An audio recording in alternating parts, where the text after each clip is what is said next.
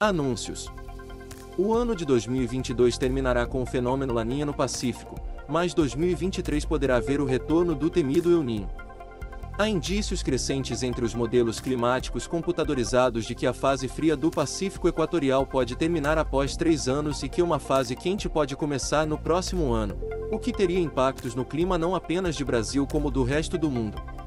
De acordo com o último boletim da Administração Nacional Oceânica e Atmosférica, a anomalia da temperatura da superfície do mar foi de menos 1,1 graus Celsius na chamada região Ninho 3,4 no Pacífico Equatorial Central, que é usada para definir se é El Niño ou Laninha. O valor está na faixa de intensidade moderada de menos 1,0 graus Celsius a menos 1,4 graus Celsius. Por outro lado, a região Ninho +2, próxima às costas do Equador e Peru, que tende a impactar mais a precipitação no verão e a temperatura no sul do Brasil em qualquer época do ano, que atingiu uma anomalia de menos 2,0 graus Celsius em outubro, encontra-se com menos 1,8 graus Celsius, valor na faixa de forte intensidade, indicando um forte Laninha costeiro.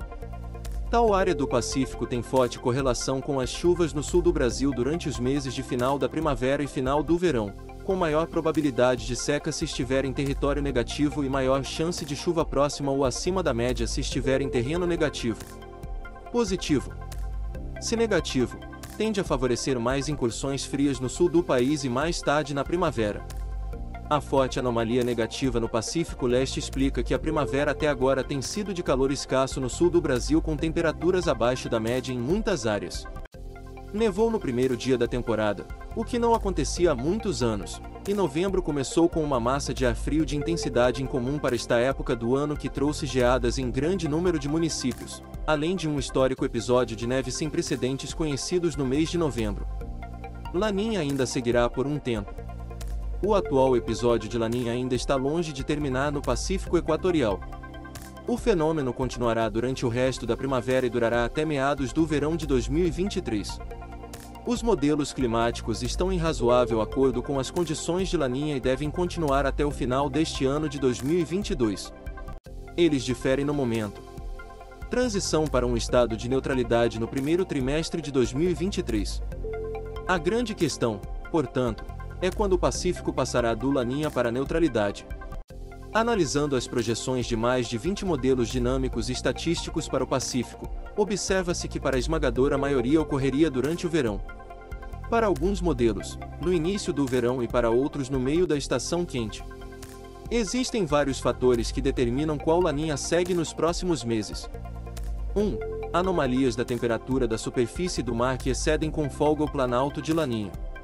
Além disso, a resposta atmosférica do Laninha está totalmente instalada com o padrão de vento e chuva na faixa equatorial típica do fenômeno. Setembro de 2022 teve o quarto maior valor médio de SOI desde 1950, em um claro sinal de Laninha.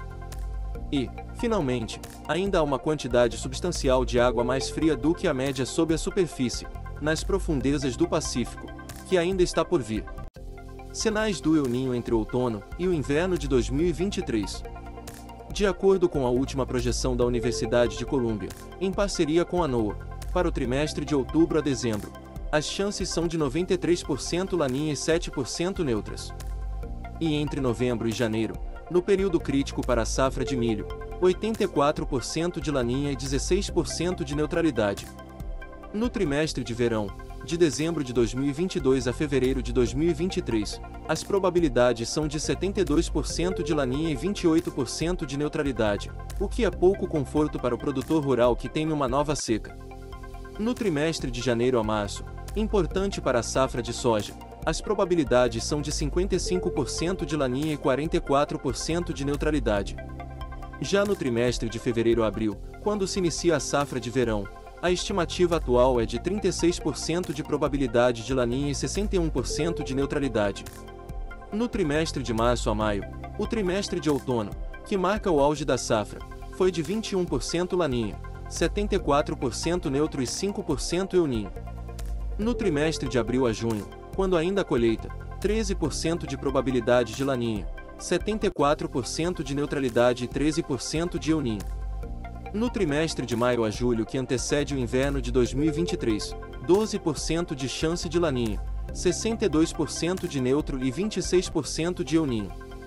E, finalmente, no trimestre de junho a agosto, o trimestre de inverno em 2023, 12% de probabilidade de Laninha, 52% de neutralidade e 36% de El Niño. O que chama a atenção são as indicações nos mapas espaciais da formação de uma língua de águas mais quentes típicas do El Niño nos setores orientais do Pacífico Equatorial durante o outono, com maior aquecimento próximo à América do Sul, costas do Peru e do Equador. É isso que o modelo climático do Centro Meteorológico Europeu está mostrando, com uma rápida mudança de águas mais frias para mais quentes entre o primeiro e o segundo trimestre de 2023.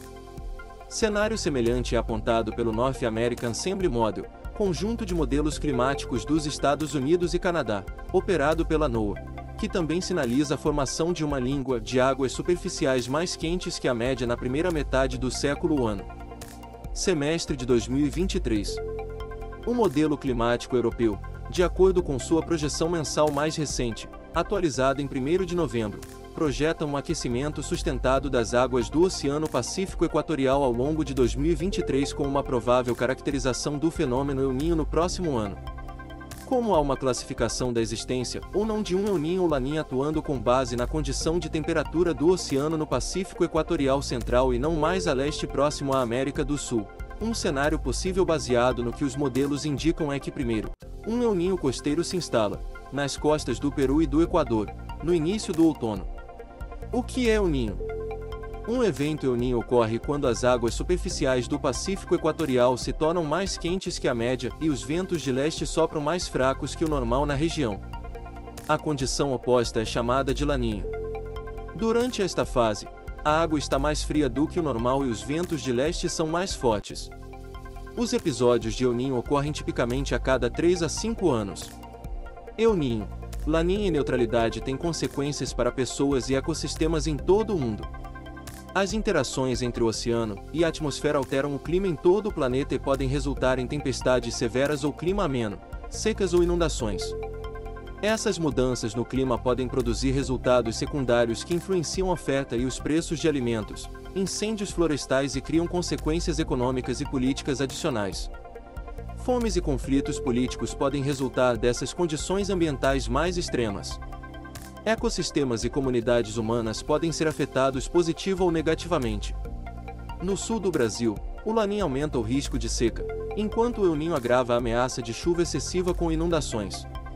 Historicamente, as melhores safras agrícolas do sul do país ocorrem com o El Niño, embora nem sempre, e as perdas de produtividade tendem a ser maiores sob o Laninha.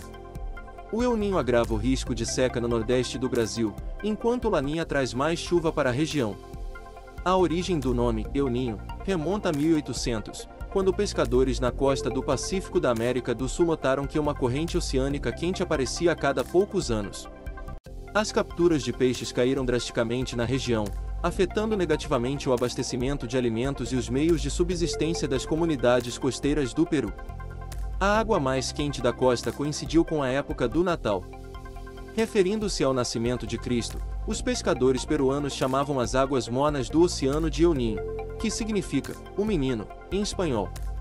A pesca nesta região é melhor durante os anos de Laninha, quando a ressurgência da água fria do oceano traz ricos nutrientes do oceano profundo, resultando em um aumento no número de peixes capturados.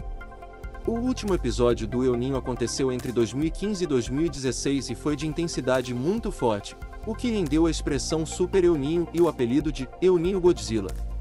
Este evento foi responsável por grandes inundações no sul do Brasil e os maiores picos de inundação no Lago Guaíba, em Porto Alegre, desde as históricas enchentes de 1941 e 1967.